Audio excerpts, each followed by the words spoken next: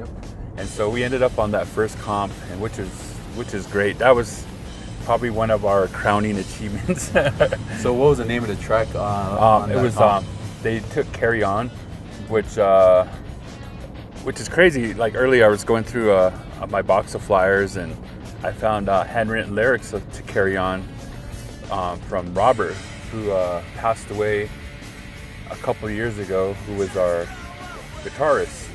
And so it was a little bittersweet finding those handwritten lyrics. Made me want to put together like something, because I don't want to lose that lyric sheet. So Carry on, nothing's wrong. so there was a point in 90-minute run when So where does the name 90-Minute Run come from anyway?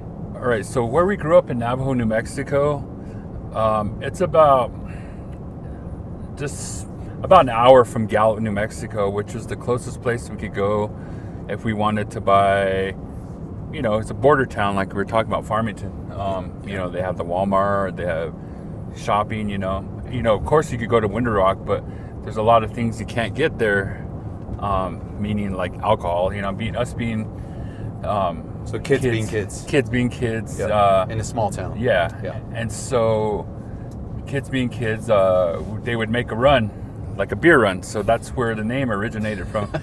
And so like they had this like bar right on the edge of the I guess the border from the Navajo Nation to where it was just like McKinley County. Okay, that's the one that's right Yeah, on Sagebrush. the north side of the highway going towards Sagebrush, Winter Rock. Sagebrush Liquors.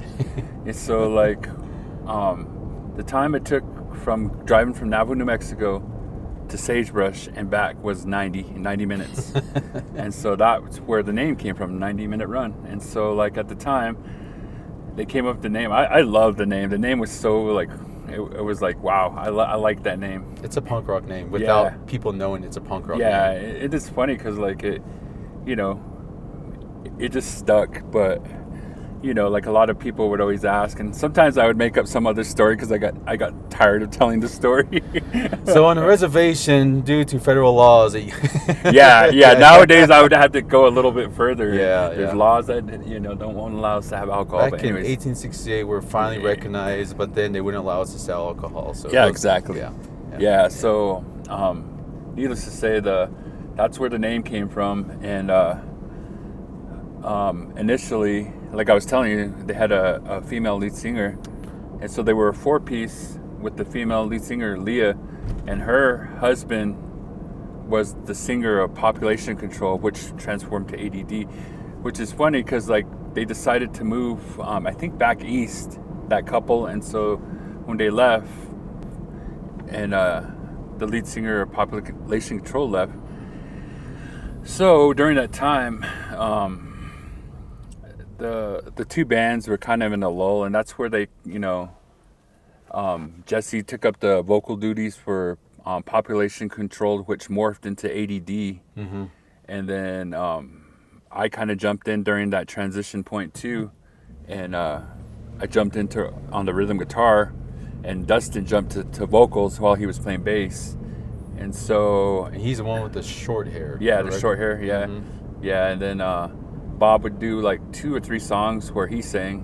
Mm-hmm. And and so back to learning about the guitar, they would teach me covers, so like What was the first cover you learned? Ramones, man. That's the easiest stuff to play, man. All downstroke too. Downstroke, that's right. Yeah, dude. Mine was Bouncing Souls. Yeah. Oh, yeah. 3 chords there too. Yeah, it's pretty fun. So like, Yeah. Eventually we started learning more, and like, it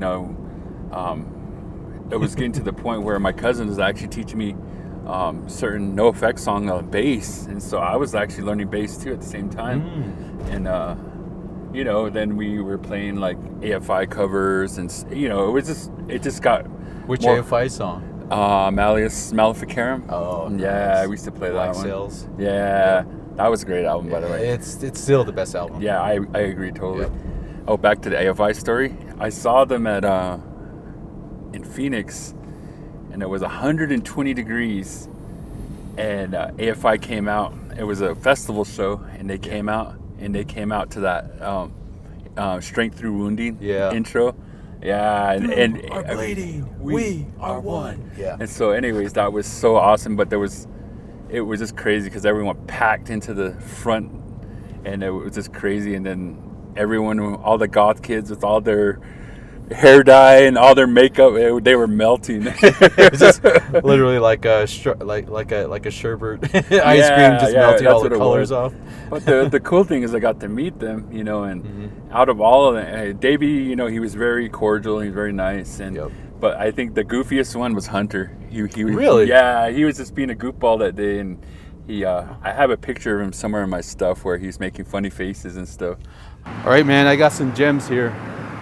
Go ahead and start looking through this. Ooh, I recognize that guy. There's Dustin, there's me. There's Shane. This was Elson. He was the second guitarist after Bob left. Oh, okay, gotcha. Nice.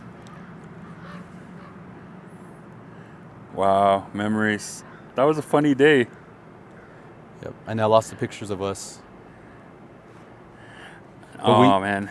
We actually have a group photo that I'm still trying to dig up. My wife saw me stressing out about that the other night.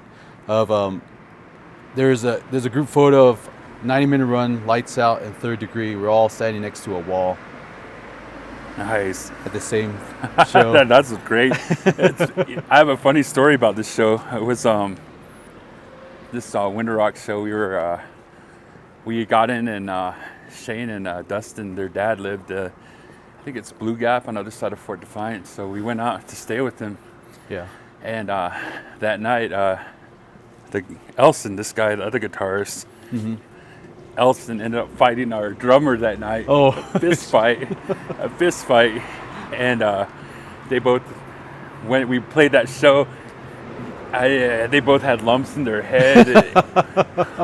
I remember sitting there with my uncle and my other cousin thinking, oh man, when is this going to stop? And honestly, I think that was one of the last shows we played. Really? Yeah. The one in Winter Rock? Yeah, there was a lot of tension and a lot of other stuff going on. And so that's a lot of reason why Robert left. And I was kind of torn up about that one because he and I were close, and eventually he started dating my cousin, so he basically became part of the family. Yeah. Band, and then everyone kind of splintered. Shane moved up to Castle Rock, Dustin's and still in Gilbert, and I'm in Farmington, and so thought anybody who talks about you guys should get back together, like you said, I was like, it's not gonna happen. Everyone's kind of got their families and doing their thing. Yeah, it was a chapter in our life that we enjoyed. Yeah. So I remember, I think it was at Winter Rock, I think it was Winter Rock, you were telling me that when you guys were in Phoenix actively, you guys would do radio shows and hang out with other bands. Oh yeah, so it goes back to that AZ Punk thing. They used to have like a radio show. They'd have like I can't remember, it was like Wednesday, and they would interview people. And so a lot of times we would go down there, hang out.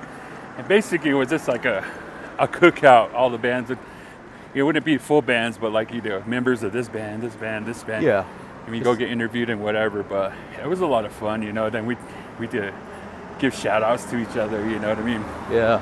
Right after that show, that 90-minute show up in Winter Rock, we kind of, at the time, we were listening to a lot of heavier music. Bob left, Elson came in. Elson was more into like grind and hardcore and and metal, and so he brought that influence in. And at the time, I was listening to a lot of hardcore too. So, Bane, Sick of It All, you know what I mean? Yeah. Just a lot of cool stuff that I found. And so, with that change, my cousin was also being influenced heavily by it. And so, we decided that we would change the name from 90-minute Run to Red Giant Evolution. to reflect that change in music. It was more technical. It was heavier. Yeah. It was more that hardcore influence. Yeah, it was more hardcore influence. Kind of like, but the East Coast hardcore influence. Yeah, and it was just all over the place. Like there would be metal in it too. Yeah. So yeah, we ended up writing about 4 or 5 songs before it just completely fell apart. Well, it's funny we mentioned Red Giant Evolution. That just kind of rung a bell. Didn't you guys make that announcement on that website? It used to be around the Net Underground. Yeah. We did that on the Net Underground, which is another cool website. That was an amazing website. I'm trying to locate the founder of that.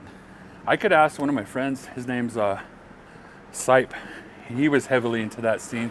Dude, I love that website. That was like the mecca of like what was happening. Yeah, for native bands and everything. Yep. Yeah, so we had the AZ Punk and we had the Net Underground. Yeah, it was just a lot of cool stuff going on back then, which is pre-social media. Pre-social media. Yeah. It was right on the cusp. Yep, it was right where MySpace started to blow up, and yeah, these were just forums. Yep, you know what I mean? forums, yep. Forums. That's all it was. And so, yeah, we started going in another direction. We did that, and like I said, it just kind of wasn't working anymore, and people were moving on. So we just decided to call it quits one day, and it wasn't even like we're done, Yeah. It was more like it just kind of fluttered out. Yeah, we're well, just that's kind how of. we were too. It's just like one practice a week turned to one practice a month. Turned and into like never see each other. just, hey, I don't want to practice. I want to just get coffee or a beer or something. Yeah. You want to turn around? Yeah, we'll turn right here. Yeah, We've already walked the entire the strip. downtown strip of Farmington. Yeah. So your last show was literally almost 20 years ago. Yeah. Whoa. Yeah. Like I said, we had good times. There was some bad times, but it was mainly, what can you do? Well, it's just part of being in a band. Yeah. It's your family. Yeah. Not every gathering is going to be amazing and fun. Sometimes you have problems because we're all human. Yeah, and I think we've all grown up a lot since that whole. I would hope so. We better. Yeah. So it's just crazy how time flies. Yep. So even I'm trying to remember. I think the last practice we had as Lights Out was 2015. Wow. I'll play probably one of the last few songs we played. And you know what's funny? You just reminded me of something. We shared a practice space when we were doing the more hardcore stuff. Yeah. And it was up in Phoenix. We shared it with this band called I-17. I-17 was this really, really cool group of kids who played more like skate rock. Yeah. And so anyways, they shared a rehearsal space with us. They had a little, I think it was an 8-track. And I know they recorded us one time. We did a recording of those songs that I was telling you about. Yeah. And I would like to find that, you know what I mean? Because that, Right, those whoever are recorded that, please share it with us. yeah, I-17, I know you're in Phoenix. So who did all the writing in 90 Minute Run? It was a lot of it was Dustin, who's the bassist. Yeah. And he wrote a ton of songs, but Robert, he would also put in a couple of songs like Carry On, he wrote, Liberate, he wrote, and then Dustin. So it was maybe, 2 to 1, you know what I mean? So for every 2 songs that Dustin wrote, Bob would write one. So I'm pulling up my phone because I want to ask you who wrote this song. It's one of my favorite ones. I think it's this one. No. That's Robert. That's the song they put on the AZ Punk comp. Oh, really? Yeah. Carry On? Yeah. That's the one where I found the lyric sheet, that handwritten one. He was, he's a good guy, man. Oh, wow. It's a cool skate shop. Now open. No, it's not. This is now open. No, I know. Oh, I'm yeah. kidding. Oh, this is cool. Farmington needs to keep skate shops. So actually, speaking of skate shop, the first show, Lights Out, originally formed in Farmington when I was living in Albuquerque. there's two other guys that started the band when I was living in Albuquerque, and they said, we're looking for a guitar player. We like your playing. So I drove home every weekend to play.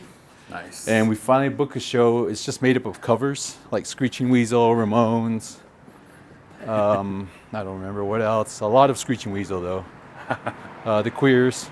Yeah. And then one of our original musicians, there's three of us, so Oh no. I don't want to call him out because it'd be very obvious. He ended up in jail for like a month. So I had a childhood friend who was home for the summer from college, and we gave her the bass. Well, we asked her, hey, can you be the bass player? We'll give you all the tabs. We'll record all the songs.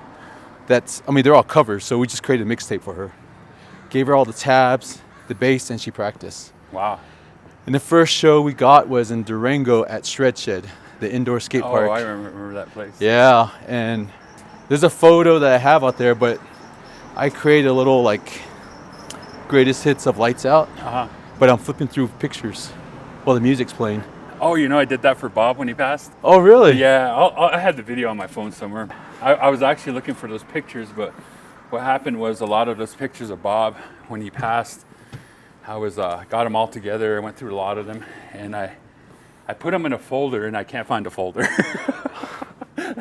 Yeah, so it's in my room happens. somewhere. Yeah. Life happens, and everything gets disorganized. Yeah. So. Yep. Back to just when he passed, it was like having to go through everything again. Yeah. Yeah. So, like I said, it was a big loss for all of us, and We stopped playing because my guitar got stolen out of our drummer's house, did you? along with a practice amp. Oh. Was Like- it a 212 or? Yeah, it was a 212 PV. It was my first amp, but also my practice amp. The Marshall's still in my garage. Yeah, I sold my stack, and then What was your setup on the stack? what do you call it? I had a JCM, Okay. the 412s. Yeah.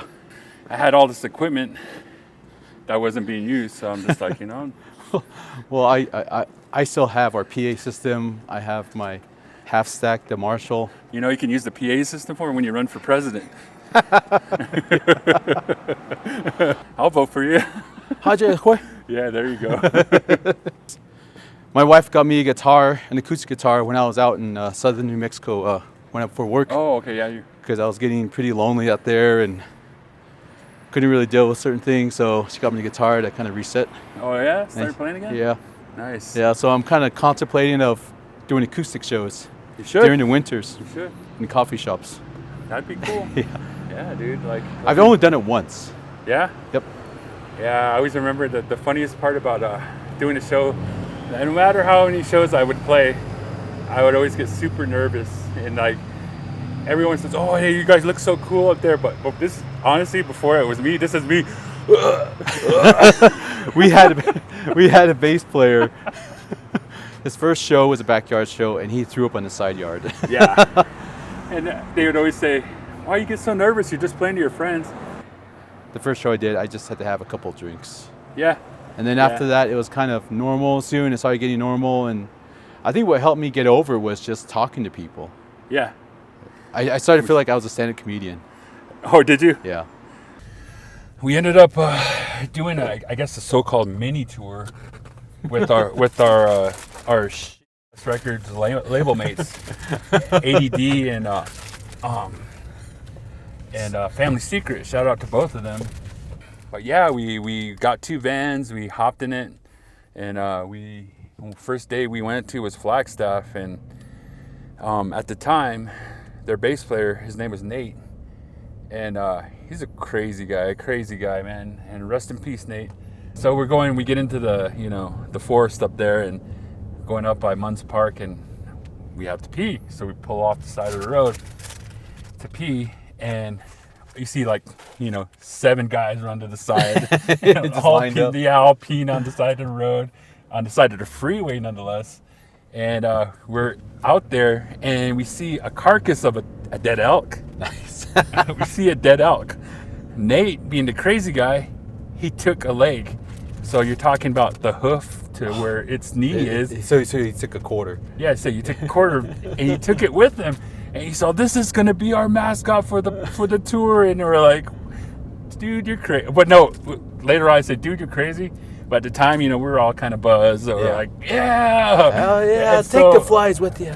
So like we played at night in Flagstaff, and we're playing, and the deer hoof came out, or the elk leg came out, and it was being passed around while we're playing, and he's jumping in front of the stage, looking like a caveman with a, with his sleeves and carrying a big old like elk leg. And so, anyways, I remember that. And then here, when the other bands were playing, the elk leg ended up on the ground, and someone ran up and kicked it, and that thing hit me straight across the shin. I remember my leg was sore for like a week. Because it was basically bone on bone. Bone on bone. Yeah, so. All right. Well, that was an amazing legacy story of 90-minute run, also being part of the Phoenix scene, also having your time slots constantly pushed back. So now we're coming to a close. Do you have any dad advice you'd like to give to people out there from your experience of life up to this point? Never, it's going to sound cliche, but just keep trying, man. That's all you got to keep doing. Don't give up on yourself, I always thought, I hated the cliches growing up, but that's follow your dreams and don't do it. no, yeah, there's This way, right? yeah, there's a lot of things that you just experience life, man. Live, don't be scared to get out there and try things, and provided that it's not going to risk your life, And I'm going to add on to that. What backs up Adrian's advice there is that because he came from a stable home, he came from supportive parents. I've met them years ago, and their very small piece of advice they left me then still sticks with me today. So anybody out there like us who are new parents, maybe later in age, maybe too young in age, never give up on your kids, and always create a solid foundation for them, because they will not be afraid to take risk and do something amazing. Yeah. So I kind of hijacked your advice. No, you're fine. You're more eloquent, I've been around the block. Yeah, No, I'm kidding. Yeah, we both have some miles on our, We have some broken strings on our guitar. Yeah. We have some lost picks. We still have flyers stashed away. What do you call it? Tinnitus. Tinnitus. There you go. Yep. There you go. So Wear earplugs. yes, wear earplugs. That's, if you're a musician, wear earplugs. always.